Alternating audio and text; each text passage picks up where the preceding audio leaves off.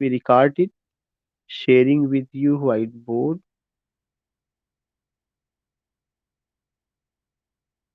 And you will come to know कि आज हम लोग जो बात करेंगे फ्रॉस्ट का जो इम्पोर्टेंट वर्क है उसका डिटेल्ड स्टडी। तो a detailed study of the poems of Robert Lee Frost, जो सेंट्रल हेडिंग होगा a detailed study of Frost, FROST Frost poem.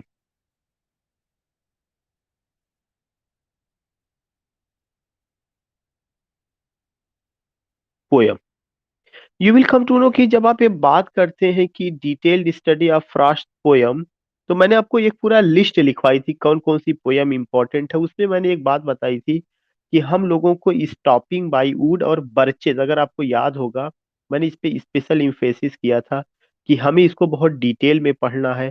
और अगर होगा तो हम जो भी थोड़ा बहुत बचा रह गया इसको कवर कराने के बाद जो भी इम्पोर्टेंट राइटर्स हैं उन इम्पोर्टेंट राइटर्स की टेक्स्ट को भी मैं आपके साथ डिस्कस करूंगा, उसकी ओरिजिनल पोएम्स मैं डिस्कस करूंगा। क्योंकि अब ज्यादा नहीं है, थोड़ा बहुत जो रह गया उसको कवर कराने के बाद सीधे मैं आपसे सुनने का काम, सुनने के अलावा जो है जो डिटेल पोएम्स है उस पर जितना ज्यादा होगा उसका PDF फाइल बना करके हम उसको एक्सप्लेन करते चलेंगे। तो उन्हीं में से 2 पोएम का टारगेट या 3 पोएम का टारगेट रॉबर्ट ली फ्रॉस्ट का रहा है, लेकिन वो बात की बात है कि उसको हम लोग डिटेल में करेंगे। आज हम लोग जो ले रहे हैं वो सबसे पहले उनकी इंपॉर्टेंट पोयम एक है जिसका नाम है अ बॉयज विल। एक उनका पोयम आया हुआ था, उसका नाम है अ बॉयज विल।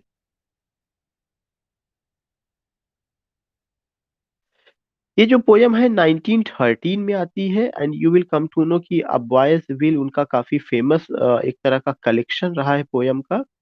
और उसमें आप देखेंगे डिटेल्ड स्टडी और बॉयज विल पर हम लोग बात कर रहे हैं। जो बॉयज विल रहा एक कलेक्शन ऑफ द पोयम रहा है जो कि लंदन में 1913 में पब्लिश होता है।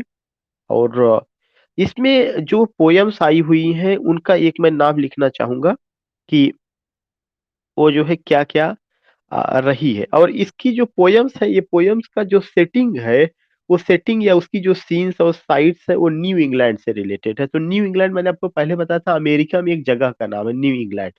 यद्यपि पोयम लंदन में पब्लिश होती, इसका मतलब ये नहीं कि लंदन में लिखी गई है, बल्कि क्या रहा है इसकी जो सीन्स है, जो इसका जो है क्या कहते हैं कि साइट्स है, वे सब कहाँ से है, न्यू इंग्लैंड का। तो एक पहला जो पॉइंट बनेगा वो ये है कि scenes, SCENES, scenes and sites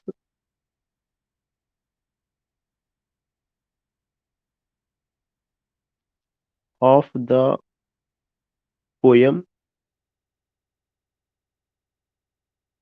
scenes and sites of the poem are located in New England, are located, LOCATED, are located in new England.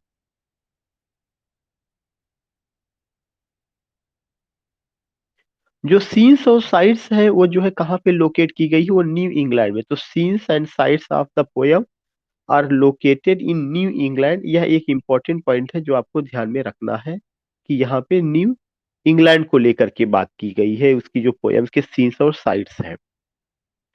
दूसरा चीज अगर आप ध्यान में रखेंगे कि इस पोयम में 3-4 बातों को लेकर के बात की गई है। वो कौन कौन सी चीजें हैं?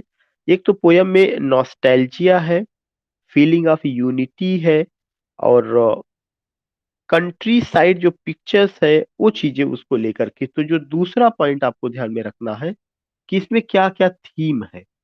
एक थीम है नॉस्टैल्जिया। नॉस्टैल्जिया का मतलब होता है कि जब आपको आपका पास्ट बहुत याद आए, मतलब पास्ट की कोई ऐसी चीज, घटना जो आपको लगातार हांट करे, आपको लगातार याद है, तो उस चीज को क्या कहा जाता है, नॉस्टैल्जिया कहा जाता है। तो इसमें नॉस्टैल्जिया है।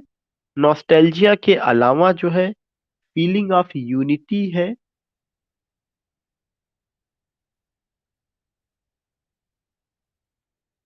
फीलिंग ऑफ यूनिटी है और एक और चीज आपको देखने को मिलेगा, और वो क्या है?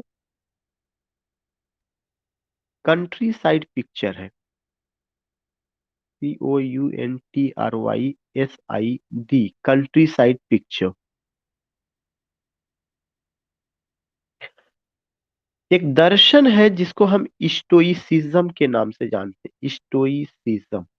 स्टोइसिज्म एक ऐसा फिलॉसफी है जिसमें कहा जाता है कि बी मेरी, मतलब आप खाइए पिए और मस्त रहिए का जो एक पॉइंट होता है कि खुश रहिए, बहुत ज्यादा केयर करने की जरूरत नहीं। तो there is nostalgia, feeling of unity, country side picture, stoicism, इन सब चीजों को लेकर के जो है यहाँ पे रहा है।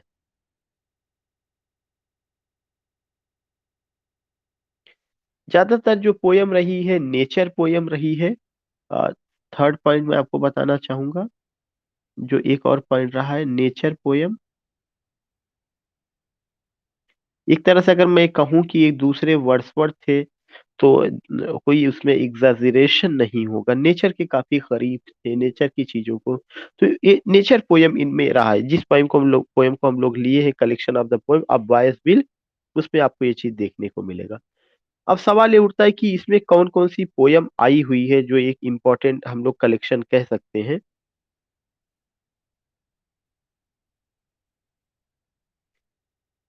तो उसमें से जो इम्पोर्टेंट पोयम्स रही है, if I right it here, तो एक सेंट्रल हेडिंग, नेक्स्ट स्लाइड से मैं करूं तो ज्यादा समझ में आएगा। इसके अंतर्गत जो इम्पोर्टेंट इस कलेक्शन में जो आई रही है important poems,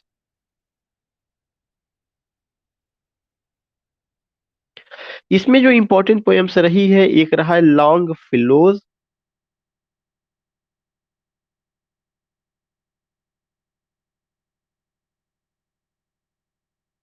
FELLOWS, long fellows. दूसरा है मॉविंग। ये बहुत इंपॉर्टेंट जो दूसरा वाला है, MOWING, मॉविंग बहुत इंपॉर्टेंट है। मॉविंग आपका एक नेचर पोयम है और एक सोनेट फॉर्म में रहा है। तो मॉविंग, MOWING, लॉन्ग फेलोज, मॉविंग। इसके अलावा आप ये देखेंगे कि और भी पोयम रही है, ऐसा नहीं कि यही सब चीजें। एक तो स्टॉर्म करके भी रहा है, स्टॉर्म।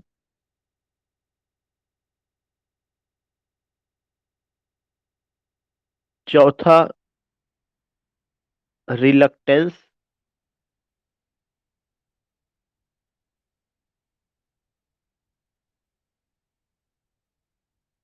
पांचवा the tuft of flower.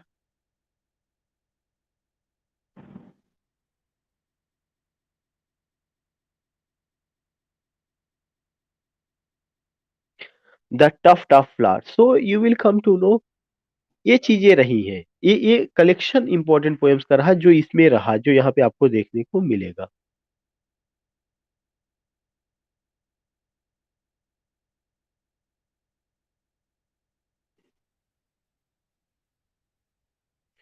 So in this way you will come to know कि नेचर पोयम है, नॉस्टैल्जिया है, स्टोइसिज्म है, all these things you find, और उसमें इन्होंने किया हुआ है। दूसरा चीज, अब आपको जो नेक्स्ट उनका कलेक्शन है वो क्या है, north of Boston. The next collection is north of Boston, BOSTON,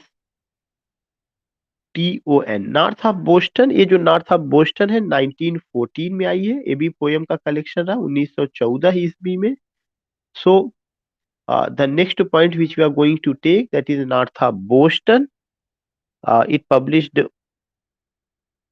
इन 1914, और हमें पता है कि 1914 जो है फर्स्ट वर्ल्ड वॉर के पॉइंट ऑफ व्यू से इंपॉर्टेंट रहा है। दूसरा पॉइंट कि यह जो पोयम रही है, इस पोयम को ये कहा गया कि यह जो है अब्बू का पीपल रहा। इसमें आम लोगों की समस्या को इतना ज्यादा से अच्छे ढंग से रखा गया कि इसको क्या कहा गया, अब्बू का पीपल। तो एक चीज आपको ध्यान में रखना, इस चीज को क्या कहा गया, अ बुक ऑफ पीपल। अगर एक क्वेश्चन आता है कि उनकी किस जो है पोयम के कलेक्शन को अ बुक ऑफ पीपल कहा गया, तो that is north of Boston, जो 1914 में आया है। दूसरा चीज कि इसमें जो प्रॉब्लम्स या जिन चीजों को रखा गया है वो क्या है, प्रैक्टिकल प्रॉब्लम्स ऑफ कॉमन। कुल मिला करके प्रैक्टिकल, एक तरह से हम कह सकते हैं कि problems related to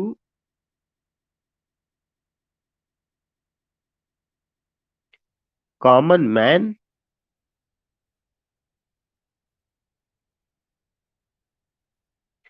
problems related to common man उनको रखने की कोशिश की गई है।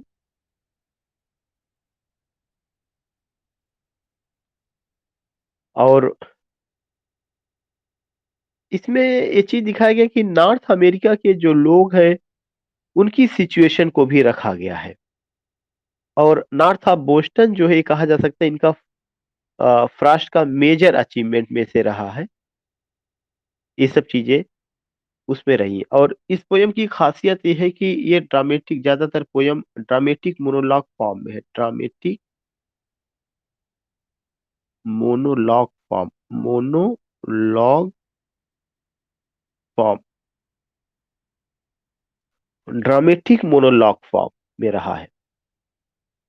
तो again I would like to tell you कि दूसरा कलेक्शन हम लोगों ने लिया है नॉर्थ ऑफ बोस्टन, जो 1914 ईस्वी में आया। अ बुक ऑफ पीपल है, problems related to common man, dramatic monologue form में लिखा गया है।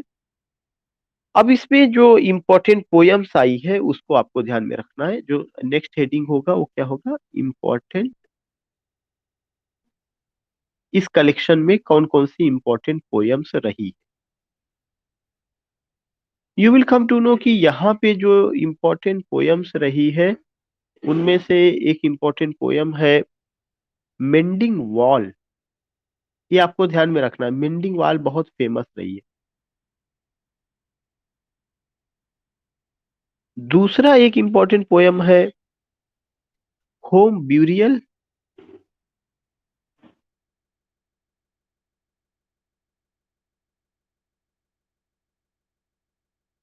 तीसरा एक इम्पोर्टेंट पोयम रही है द माउंटेन।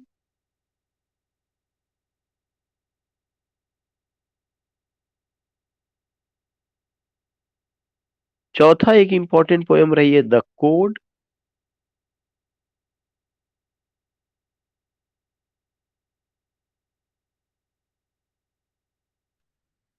The code.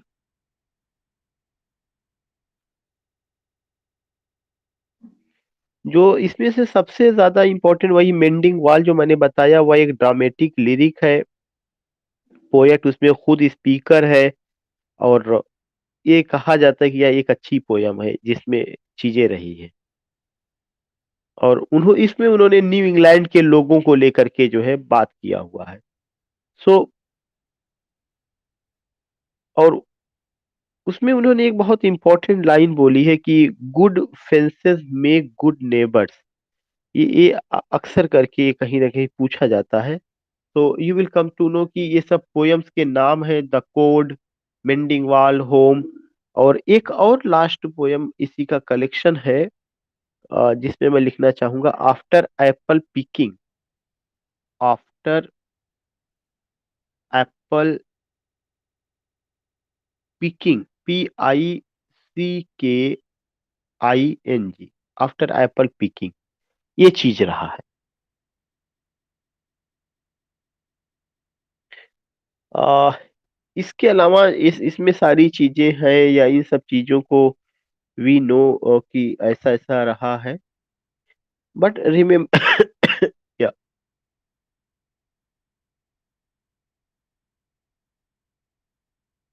या या so you find what you find कि वी हैव गॉन। अब मैं इस चूंकि इन सारी पोयम पे बहुत डिटेल में मैं नहीं बात कर सकता हूँ, already that is in a book, तो वहां पे वो सब चीजें रही हैं। लेकिन यहाँ पे हम आपको इशारा जरूर कर दे रहे हैं कि मेंडिंग वॉल काफी फेमस है। हमें मेंडिंग वॉल को लेकर के समझना चाहिए या वो करना चाहिए। तो ये सब चीजें रही है और उनका ये सब पोयम्स रहा है जहाँ पे हमें we we have to remember. एक उनका तीसरा कलेक्शन आया था जिसका नाम है माउंटेन इंटरवल। नेक्स्ट कलेक्शन पे हम लोग चल रहे हैं, दैट इज माउंटेन इंटरवल। मुझे लगता है कि ये पहले मैंने नहीं लिखवाया था, मैं छोड़ दिया था जब मैं उनकी पोयम के कलेक्शन को बात कर रहा था, तो ये चीज मेरे दिमाग से निकल गई थी। माउंटेन इंटरवल ये 1916 में आई है। माउंटेन इंटरवल जो एक कलेक्शन है 1916 में आती है। और आप ये देखेंगे कि इसकी सबसे बड़ी खासियत ये है कि ये जो पोयम है इसमें variety of subject matter, nature again यहाँ पे है, लिरिक भी है, लव पोयम्स भी है, नैरेटिव पोयम्स भी है। All this things you will come to know. और एक तरह से ये कहा जाए कि यह उनको इस्टेब्लिश करता है एक कंट्री पोएट के रूप में। और एक उसकी जो सबसे बड़ी खासियत है कि ये जो पोयम रही है, यह पोयम उनको, it's a country poem, COUNTRY, country poem. Country poem का मतलब ही आप ये समझ रहे हैं कि ऐसा लगता है कि जो ग्रामीण परिवेश को या ग्रामीण सब्जेक्ट मैटर को लेकर के लिखा गया हो। दूसरा पॉइंट आप ये कह सकते हैं कि नेचर पोयम, नेचर को लेकर के जहां बात की गई है। तीसरा पॉइंट आपको ये ध्यान में रखना है कि इसमें ज्यादातर पोयम्स जो है क्या है, ये उसमें जो है लव सब्जेक्ट मैटर है और कुछ चीजें रही हैं।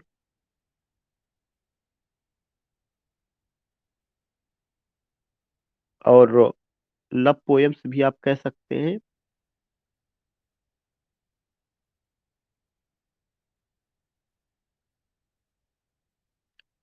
जो चौथा इंपॉर्टेंट पॉइंट है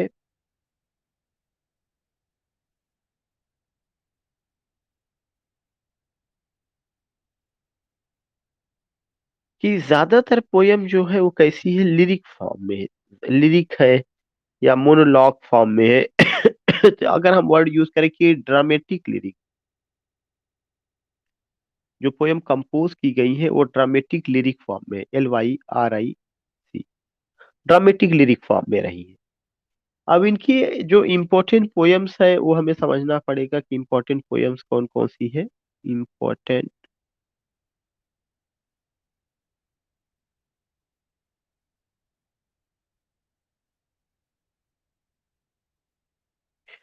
उन इम्पोर्टेंट पोयम्स में जब आप देखेंगे तो you will come to know कि बहुत सारी रही है। उनमें से अगर हम बात करें तो एक बर्चेस करके, मैंने पहले भी आपको बताया था, फिर मैं यहाँ बता दे रहा हूँ कि ये बहुत ही इम्पोर्टेंट है और कई ढंग से इम्पोर्टेंट है। एक तो इसलिए इम्पोर्टेंट है कि बर्चेस जो है किस कलेक्शन में आई है, माउंटेन इंटरवल में आई है। इसके अलावा जो मैंने आपको और पोयम बताया था कि जब अभी मैंने मेंडिंग वॉल का जिक्र किया था तब भी मैंने आपसे कहा था कि मेंडिंग वॉल बहुत इंपॉर्टेंट है। तो ये भी आपको ध्यान में रखना है कि मेंडिंग वॉल कौन से कलेक्शन में आई है, नॉर्थ ऑफ बोस्टन में आई है। उसके पहले मैंने एक और जो है उसको लिया हुआ था, उसका नाम था मोविंग। मोविंग को लेकर के मैंने कहा था कि आपको ध्यान में रखना, और मैंने कहा था मोविंग जो है बहुत इंपॉर्टेंट पोयम है। वो किस में रही है, अब बॉयज विल में रही है। तो इस तरह के जो ये पोयम्स हैं, इन सारी पोयम्स को आपको इसको ध्यान में रखना है। तो एक तो बर्चेस, दूसरा आपका the road not taken, the road not taken, तीसरा Hyla Brooke,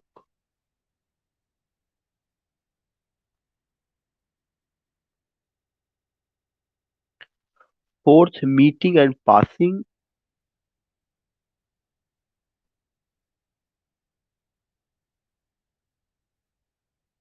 meeting and passing, पांचवा bond and free, bond and free, all this, तो ये सारी चीजें रही हैं जो ध्यान में रखना है। जो बर्चेस है यह एक तरह से उनकी ऑटोबायोग्राफिकल पोयम रही है, और वो अपने चाइल्डहुड डेज को याद करते हैं, जैसा कि वर्ड्सवर्थ ने द प्रील्यूड में किया हुआ। तो प्रील्यूड तो एक ऑटोबायोग्राफिकल एपिक रहा है, लेकिन ये शॉर्ट पोयम से रही है। और वे अपने जो है बचपन को याद करते हैं कि कैसे जो है वो चीजों को करते थे, या कैसे उन्होंने अपने बचपने को गुजारा हुआ। So you find this thing. Next point जो आपको ध्यान में रखना है कि यहाँ मैं नोट करके लिख दूं ताकि ये चीज रहेगी। Birches is an autobiographical poem.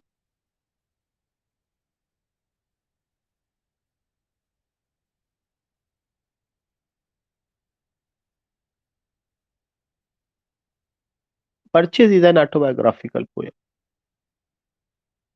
तो ये सारी चीजें रही हैं।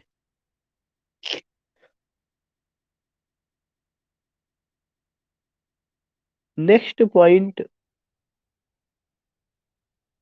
जो उनका कलेक्शन रहा है, दैट इज न्यू हैम्पशायर।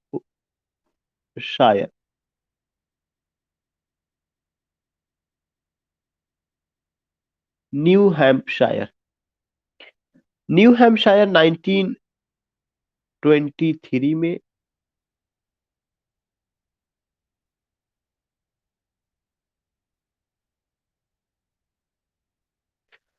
और ये जो न्यू हैम्पशायर 1923 में आया है, इसमें आप देखेंगे कि तमाम चीजें रही है जो बहुत इम्पोर्टेंट है। और ये कलेक्शन भी उनका ये रहा है। ये भी एक तरह से नेचर पोयम रही है, और इसके लिए उनको पुलित्जर प्राइज भी मिला हुआ था। तो एक तो पॉइंट आपको ये ध्यान में रखना है कि अ नेचर पोयम, एक नेचर पोयम है।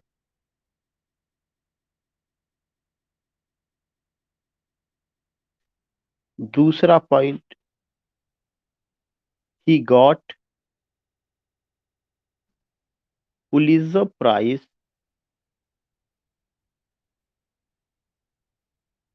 Pulitzer PULITZER, Pulitzer prize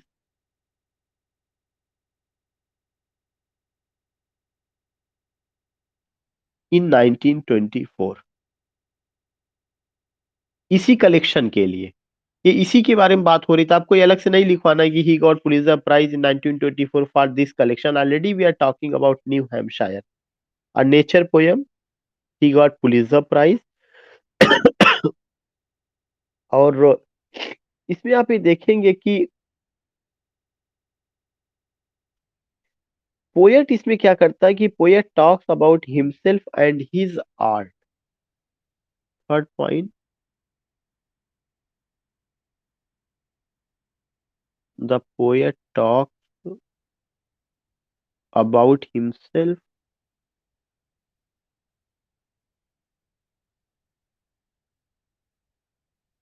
and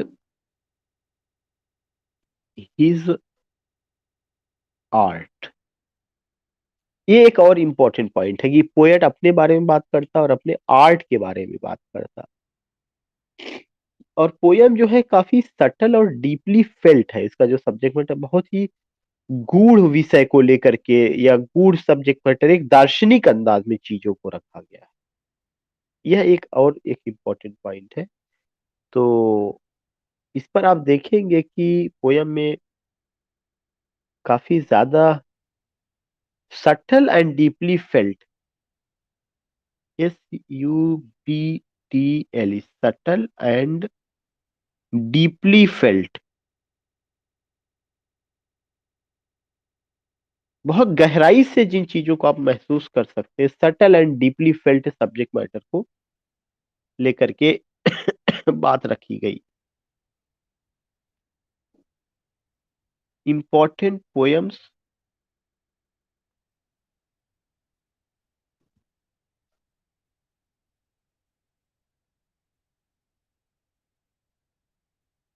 इसमें से जो इम्पोर्टेंट पोयम्स है, एक चीज आपको ध्यान में रखना, एक बहुत इम्पोर्टेंट पोयम है, stopping by woods on a snowy evening.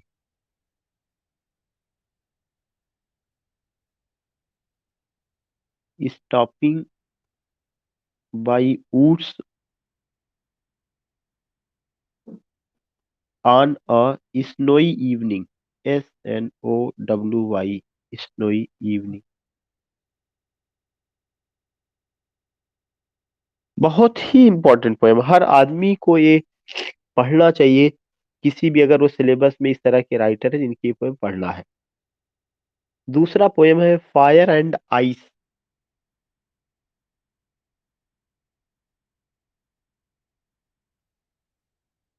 तीसरी पोयम है गैदरिंग लीव्स।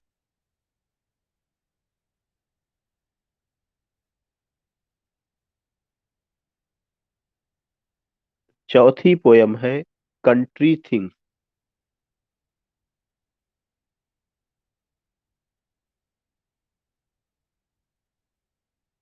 Country things. पांचवी पोयम है, आपने नोट कर लिया, मैंने बहुत जल्दी तो नहीं किया? नोट कर लिएगा, बताइएगा।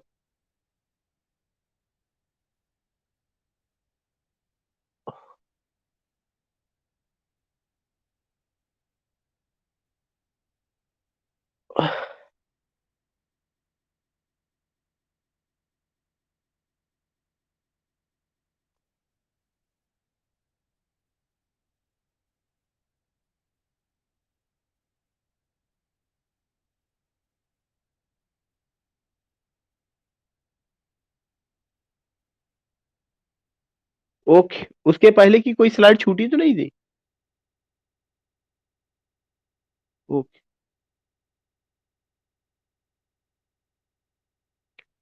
पांचवा जो पोयम है फ्रेगमेंट्री blue.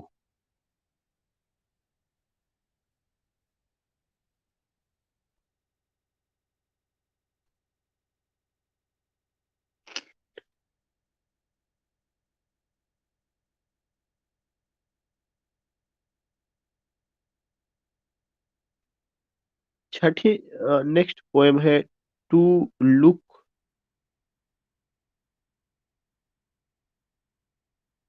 Eight to.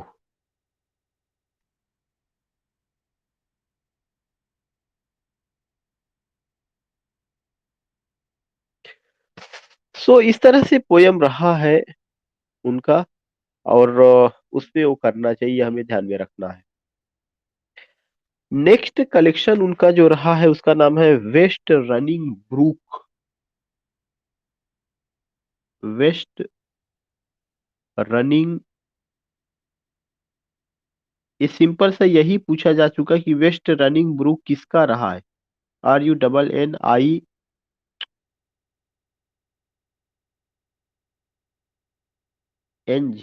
Waste running Brooke.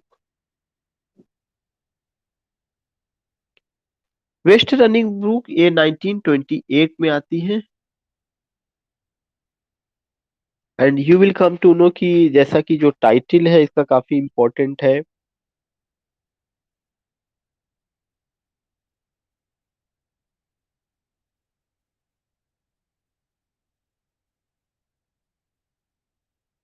एक फिलोसफिकल पोयम है जिसमें सटायर भी है, और पोएट ने इसमें जो है क्या किया है, tension and struggle between man and nature. तो सबसे पहला जो इम्पोर्टेंट पॉइंट है जो नोट करना है, पहला अ फिलोसफिकल पोयम,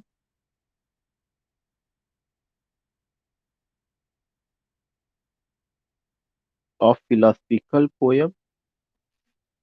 दूसरा जो पॉइंट है,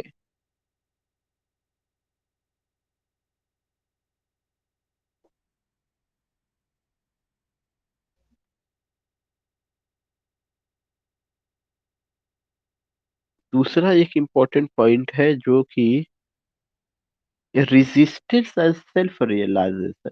resistance, RESISTANC, resistance and self realisation.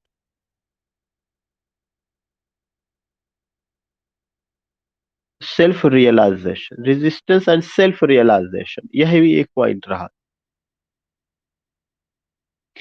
Next, again you can see a philosophical poem, resistance, resistance, resistance and self realization, self realization, realisation।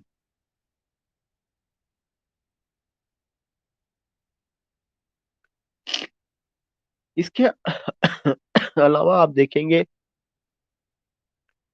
अ, एक और इसकी बहुत खासियत है, जो तीसरा पॉइंट है इस पोयम का, वो है tension and struggle between man and nature. Tension and struggle between man and nature.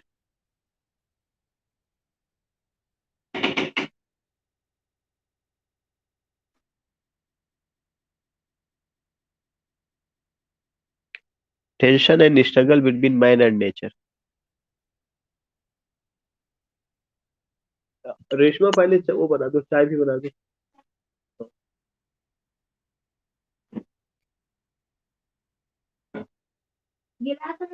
हाँ हाँ, और वाला दूध बॉईल कर देना जो रखा हुआ है। Tension and struggle between man and nature, this is another important point, and you will come to know कि इसमें भी कुछ important पोएम्स रही है जिसको मैं यहाँ लिखना चाहूंगा।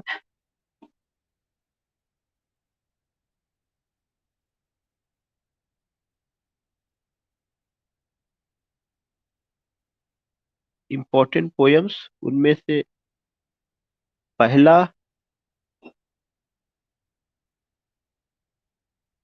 अ सोल्जर, दूसरा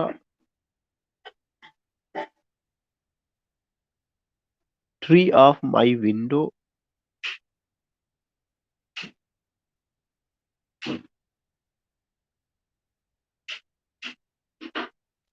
तीसरा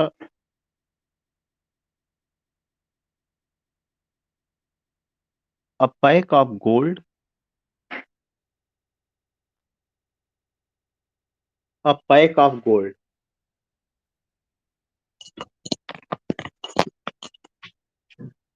बहुत ज्यादा जो है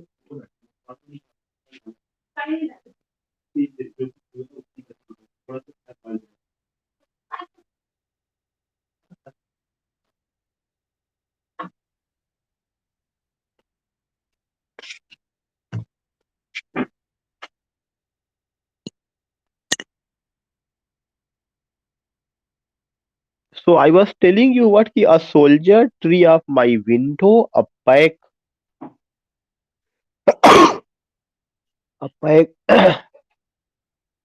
of gold, a pack of gold, spring pool,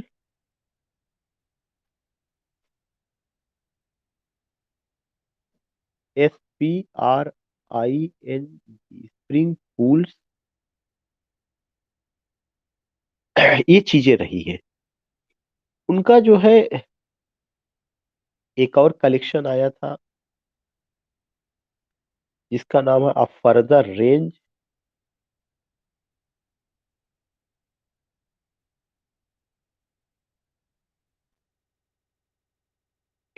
a further range 1936 में आई है।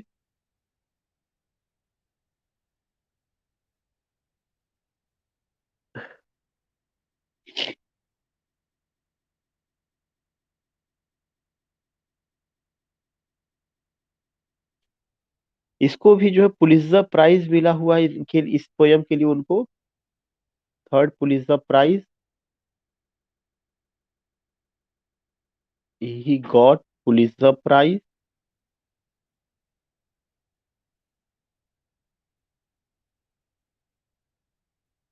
इन 1937।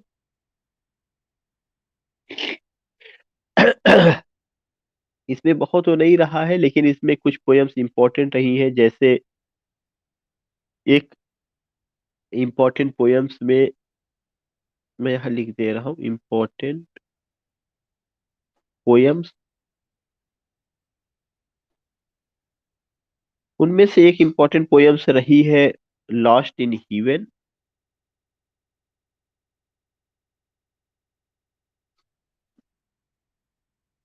दूसरा एक था उनका एट वुडवर्ड गार्डन।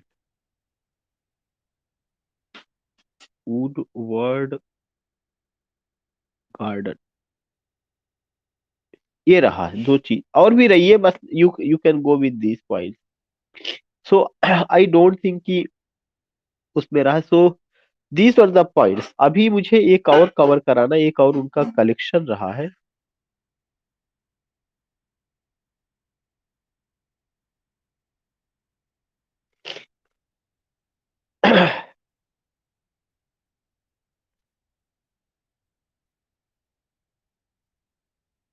अगर आपने लिख लिया हो तो मैं इसे इरेज कर दूं।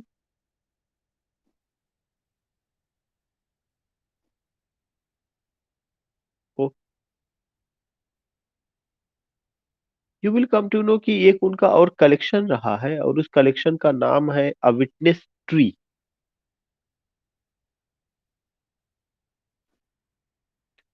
A witness tree.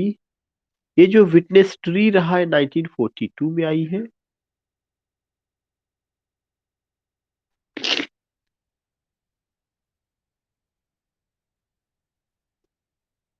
सबसे पहला चीज की विटनेस ट्री जो है ये लव पोयम रहा है।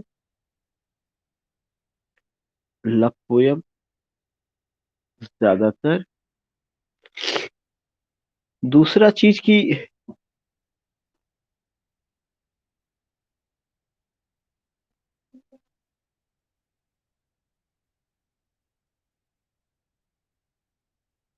और बहुत ज्यादा उसमें नहीं, इसके लिए भी उनको पुलित्जर प्राइज मिला था 1943 में। दूसरा पॉइंट की ही गॉट पुलित्जर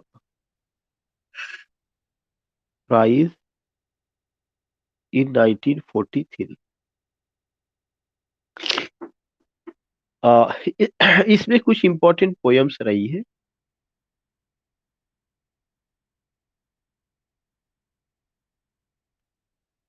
वो जो इंपॉर्टेंट पोयम्स है उसमें से दो आपको ध्यान में रखना है। एक तो the gift out right, the gift out right,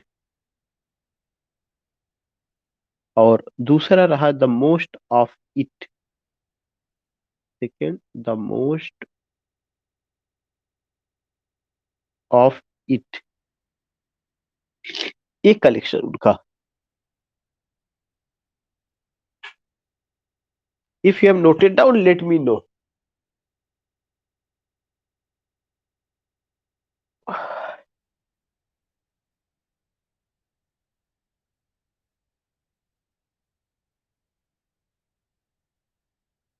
कौन सा?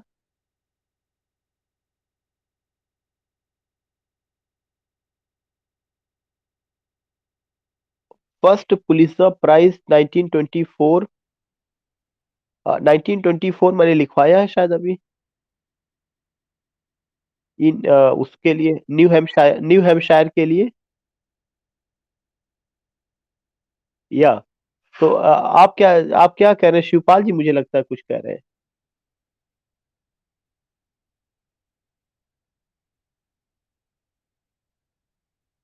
नहीं, 23 में तो उनका वर्क आया है। वर्क के आने के बाद जो है, जिस समय वर्क आता उस समय नहीं। देखिए जितना भी वर्क आया सब में एक साल के बाद ही मिला हुआ है। अगर उसका जैसे वर्क आएगा, नॉमिनेशन होता है तो अगली साल जितना भी चीजें, अगर आप ये देखेंगे कि ये विटनेस ट्री 1942 में आया तो उसके लिए पुलित्जर प्राइज का मिला 1943 में मिला।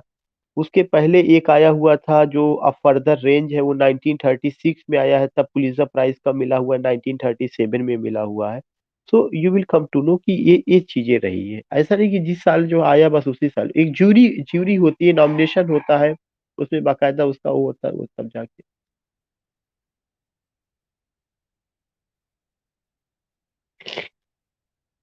एक उनका वर्क है steeple Bush.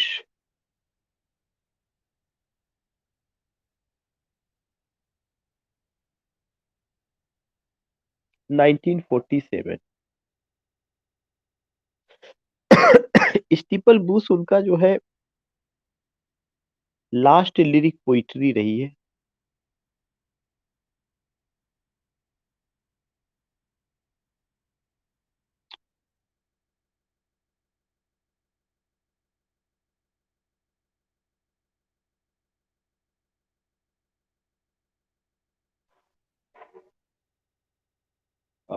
Last lyric poetry.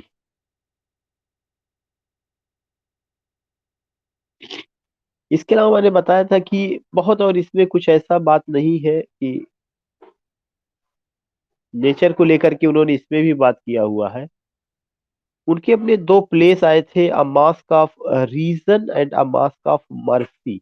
मैं लिखवाया हूँ लेकिन फिर भी यहाँ पे मैं लिख दे रहा हूँ केवल नाम अकेले। प्लेस, पहला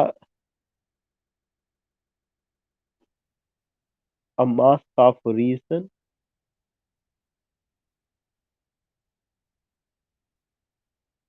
1947। दूसरा a mask of mercy.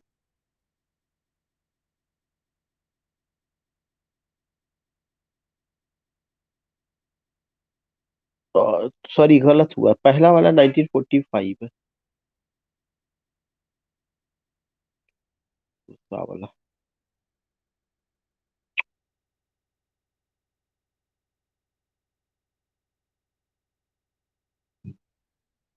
1945, a mask of mercy 1947।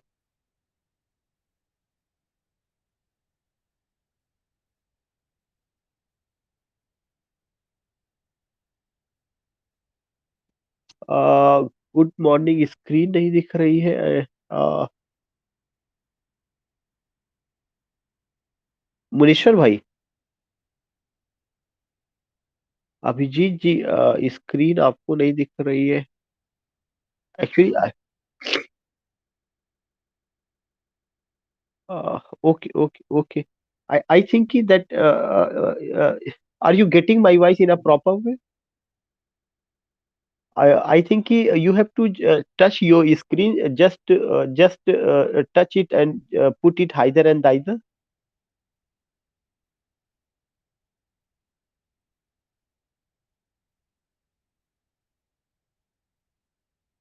या आप ऐसा करिए, फिर से एक बार आप क्या करिए कि अपने आप को डिस्कनेक्ट करके ज्वाइन करिए।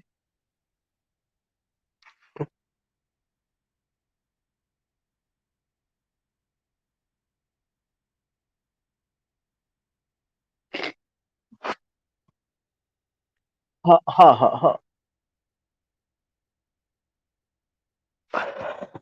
तो I have done this poet, और लगभग जितना बातें हो सकती हैं डिटेल वे में हम लोगों ने बात किया है, और we have done it. And remember that कि इसके बाद एक पोएट और रह गए हैं अमेरिकन में, और मुझे लगता है उनका क्या नाम है, विलियम फाकनर है क्या? जो जीआईसी के भी सिलेबस में है। अर्नेस्ट हेमिंगवे है जो जीआईसी के भी सिलेबस में है।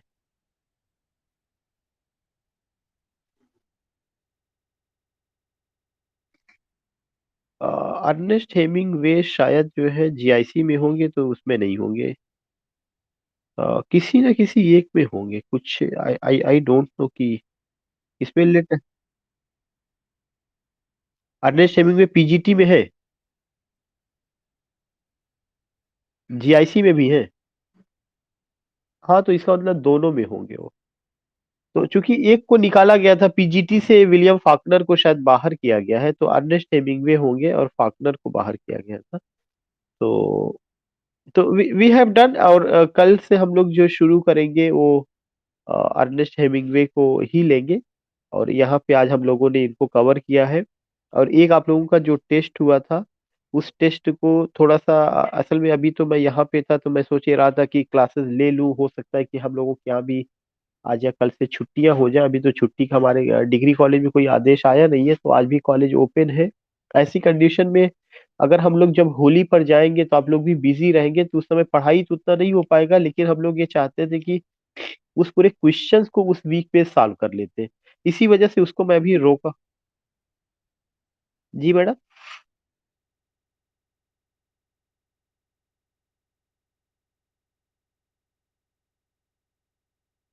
अब हाँ, यो भी है जो भी रीजन हो, लेकिन ऐसा जो हाँ, जबकि यही कानपुर में बहुत सारे कॉलेजेस डीबीएस के सारे बंद चल रहे हैं, सारे लोगों का आया डीबीएस का, मुझे बात हुई तो कि डीबीएस बंद चल रहा है, बट नहीं, वहां पे डीवीएस में तो डीजी कॉलेज और वीरेंद्र स्वरूप के जितने भी हैं वो सब के सब बंद कर दिए गए हैं। इवन टीचर्स को भी नहीं आना है, आप घर से ही क्लास लीजिए, उनको आना नहीं है। अब अपने यहाँ थोड़ा सा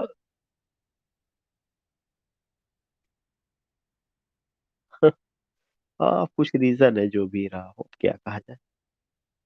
अच्छा खैर, तो we will meet in the evening, हम लोग इवनिंग में। जी शिल्पी भाई।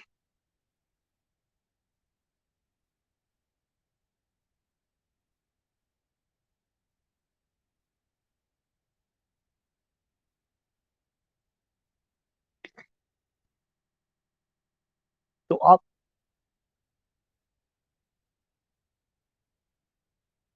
तो,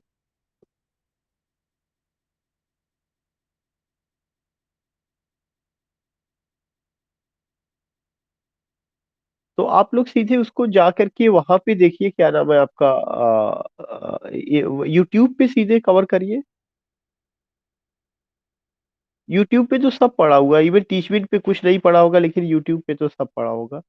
यूट्यूब पे तो उसके पहले के भी बहुत सारे लेक्चर्स लिए गए थे, जब से टीचमिट से पहले जब और पढ़ाया गया था, तो वहां पे और बहुत सारे वीडियोस टॉपिक वाइज पड़े हुए हैं, आप वहां देखिएगा तो आपको सब मिल जाएगा।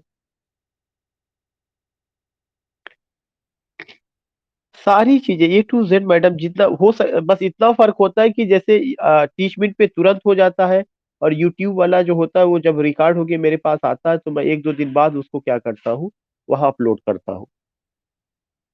और इस पे नहीं, इस पे मैं आपको बता रहा हूँ, आपको इस पे आपको तब यहाँ पे मिलेगा, एक आपको ऑप्शन होगा स्टडी मटेरियल करके। स्टडी मटेरियल पे जब आप जा करके देखेंगे, तो वहां पर जो है यूट्यूब के जितने वीडियोस है उसके लिंक विद टाइटल डाला गया है।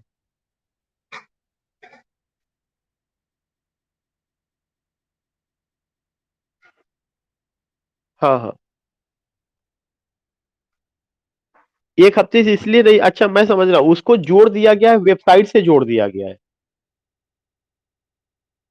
जो जो जो टीचमिंट पर जो जेएस क्लासेस का जो वेबसाइट बना हुआ है, आपको उस वेबसाइट पर जा करके देखना होगा।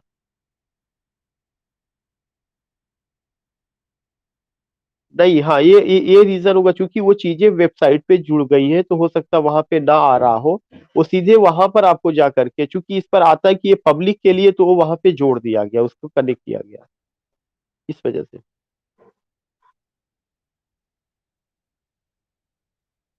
हाँ हाँ हाँ हाँ। हाँ नहीं, गूगल के थ्रू नहीं। आपको जब आप देखेंगे कि मैं आपको उसका जो मेरा वेबसाइट है, मैं उसका लिंक आपको भेज दे रहा हूँ, आप वही लिंक टच करेंगी तो उसी से आप पहुंच जाएंगे।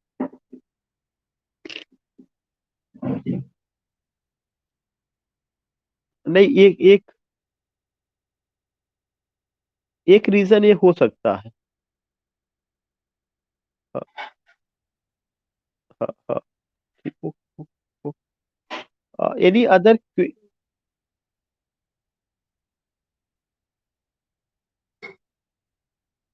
नहीं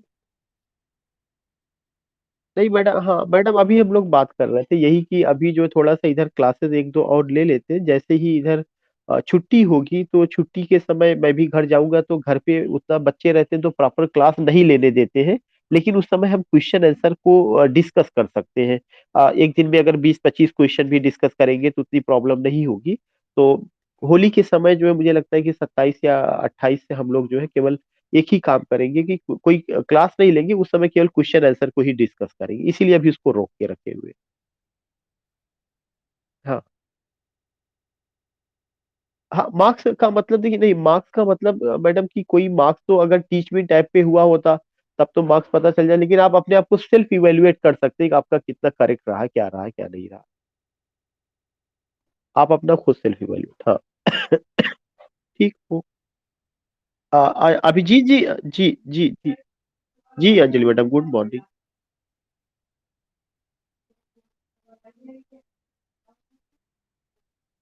हाँ। मैडम जो भी होगा बस एक दो दिन और वेट कर लीजिए, सब साथ में ही दोनों उसी बंडल में रखवा के भिजवा देंगे, वो आपका हो जाएगा। हाँ हाँ, जैसे वो जो जैसे, हाँ जैसे आप लोगों ने इतना पेशेंस दिखाया उसके लिए मैं आप लोगों का शुक्रगुजार हूँ कि रियली में जो है आप लोगों ने काफी पेशेंस दिखाया, वरना मेरे साथ भी मजबूरी रही है। अगर आई होती तो मैं उसको अभी तक भिजवा दिया होता, लेकिन there was a problem, this is why I could not post it. तो आप थोड़ा सा और इंतजार कर लीजिए, एक दो दिन में दोनों चीजें साथ में भिजवा दी जाएगी। Now we have Anupama ji, Rama ji, Anjali madam, Sarfaraz भाई, रिंकू भाई, Dinesh ji, Vartika madam, Dharmapriya madam, Brajpal ji, Preeti madam, Shilpi madam, Rajesh भाई, Raqib ji, Nikhat ji. I think that no problem at all.